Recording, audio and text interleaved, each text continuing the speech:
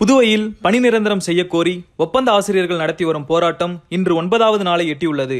இந்த நிலையில் இன்று ஆசிரியர்களுக்கு ஆதரவாக சமூக ஆர்வலர் சுத்தம் சுந்தர்ராஜன் மேற்கொண்ட நூதன போராட்டம் கல்வித்துறை வளாகத்தில் பெரும் பரபரப்பை ஏற்படுத்தியது. கடந்த 9 நாட்களாக கல்வித்துறை அலுவலகம் முன்பு ஆசிரியர்கள் தொடர் போராட்டத்தில் ஈடுபட்டு வருகின்றனர். இவர்களுக்கு ஆதரவு தெரிவிக்கும் வகையில் அங்கு வந்த சமூக ஆர்வலர் சுத்தம் சுந்தர்ராஜன் திடீரென அங்கிருந்த ஒரு மரத்தில் ஏறி கழுத்தில் கயிறு மாட்டி தூக்கிட்டு தற்கொலை செய்வது போல் நூதன முறையில் தனது போராட்டத்தை பதிவு செய்தார். சுந்தர்ராஜனின் இந்த செயலால் அங்கிருந்த ஆசிரியர்கள் மற்றும் பொதுமக்கள் அதிர்ச்சியடைந்தனர். இந்த போராட்டத்தின் போது சுந்தர்ராஜன் நிலை தடுமாறி கீழே விழுந்தார். இதில் அவருக்கு காயம் ஏற்பட்டது. உடனடியாக காவல்துறையினர் அவரை மீட்டு சிகிச்சைக்காக மருத்துவமனைக்கு அனுப்பி வைத்தனர். ஆசிரியர்களின் போராட்டம் நீடித்து வரும் நிலையில் சமூக ஆர்வலரின் இந்த அதிரடி முயற்சி புதுவையில் பேசுபொருளாக மாறியுள்ளது.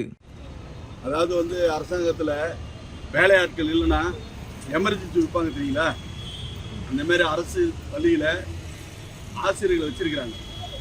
அவங்க கடந்த ஆண்டு வேலை செஞ்சிருக்கிறாங்க. பணி நிரந்தரம் பண்ணுறேன்னு சொல்லிட்டு கல்வி அமைச்சர் சொல்லியிருக்கிறேன். அதன் அடிப்படையில் பணி நிரந்தரம் பண்ணலை.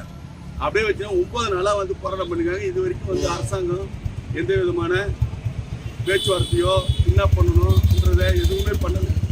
9 நாளாக இருக்கிறாங்க. இதை நான் பார்த்துட்டு என்னுடைய மண்ணின் மைந்தன் இந்த மாதிரி என்னுடைய சகோதர சகோதரியாக பாவித்து இந்த மாதிரி போராட்டம் பண்ணுறாங்க. இதுக்கு ஏன் அரசாங்கம் செவிதாய்க்கலன்ற ஒரு அரசாங்கத்துக்கு தெரியப்படுத்த அரசியல்வாதி கிடையாது, அரசாங்கம் தெரியப்படுத்த. ஏன்னா இந்த வேலையெல்லாம் செய்கிறது அரசாங்கம் தான்.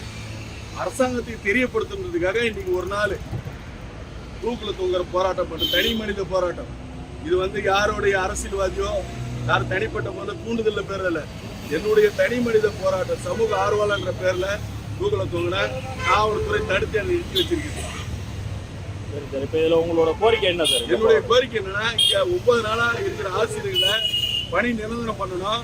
அவங்களுக்கு பணி நிரந்தரம் ஆணையம் கொடுக்கணும். அவங்களுக்கு மீண்டும் ஆசிரியர்களை வேலைக்கு சேர்த்துக்கிட்டு அரசாங்கம் இப்படி நடவடிக்கை எடுக்கணும்னு தான் என்னுடைய, வேற எந்த இதுவும் கிடையாது. என்னோட நோக்கம் 9 நாளா போராட்டத்தில் இருக்கிறாங்க. இது சம்பந்தப்பட்ட அதிகாரி பேசி அவங்கள பணி நிரந்தரம் பண்ணணும்.